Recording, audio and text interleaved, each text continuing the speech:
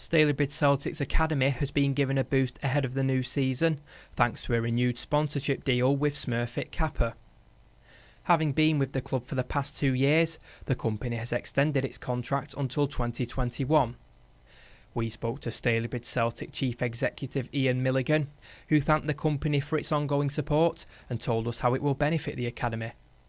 Yeah, it's massively important. I think 2.5 years ago when we first spoke about the academy, when I took over as chair, we did a couple of quick decisions, important things to move us forward.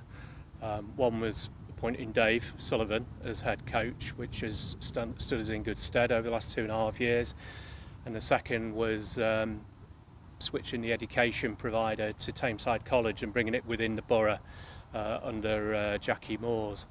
At the same time, we were fortunate enough to get Smurfit Kappa involved, sponsoring the academy, which they've done for the last 2 years. And that's made a big financial difference to the academy in terms of what we can deliver. But also, I think, at a time when things are pretty hard out there, it's just great to have that kind of level of support behind us. So it's great to see them coming on board again.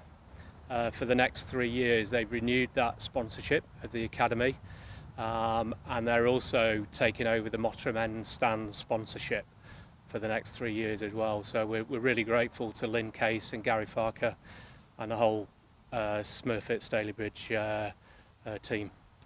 So Smurfit Kappa have been with the club for 2 years. They've renewed for another 3 years. Why is that? Yeah, well, I think we got introduced to Smurfit Kappa just at the right time, at a time when they were looking to get more involved in the community, and they very much see the academy as about giving local lads an opportunity that they might not get.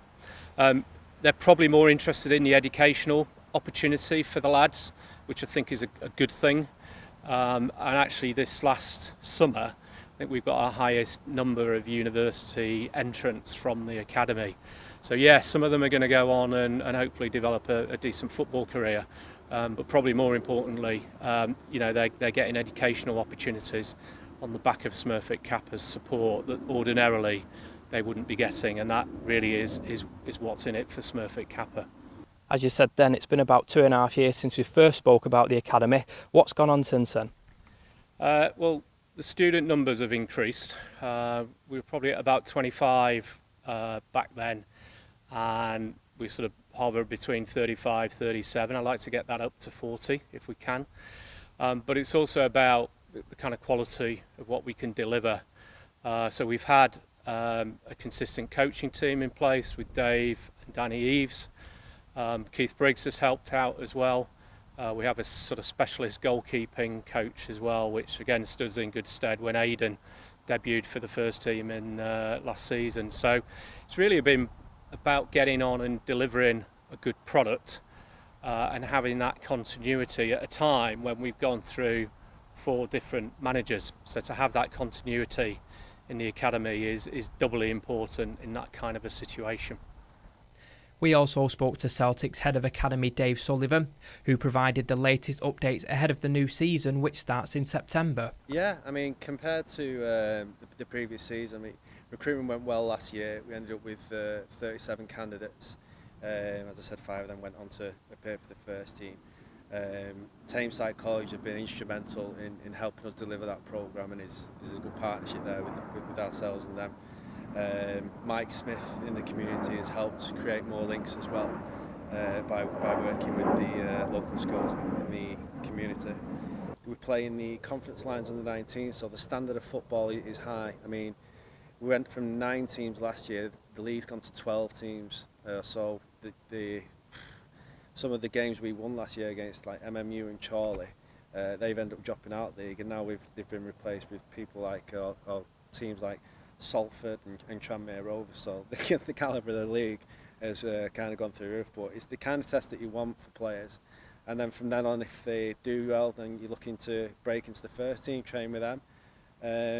It's a critical part for a youth team player though, because when they break into the first team and they're not allowed to train, or they can only do a certain amount of minutes per week if they're not getting game time and they're sat on the bench, you then start to hinder the development that's when the dual registration comes in. So if they're not playing for me on a Wednesday and they can't get on the pitch on a Saturday, then we can get them dual registered somewhere else and still give them competitive football. And of course, it's not just the academy that's booming. You've also got Celtic Juniors as well. Can you tell us what's happening there? Yeah, I mean, that's been key over the last 18 months. Myself and Ian sat down when I first was appointed as head of the academy, and the link with the juniors was a massive area we need to look at and get back on board. So Gary Pearce has been fundamental in that, in terms of opening his doors and letting us go down there. We've supplied him with free coaching from our academy lads that are doing the BTEC in sport, so it gives them the experience on that side as well. And then you're looking from, in terms of the playing side, going from 16s above that. Craig South, the manager of the under-17s last season, is continuing and going into the under-18s this season, so we'll also play in the North West Youth Alliance on Sundays with the under-18s league, so the progression's good. To book a trial with the academy, email academy@stalybridgeceltic.co.uk accompanied with your details.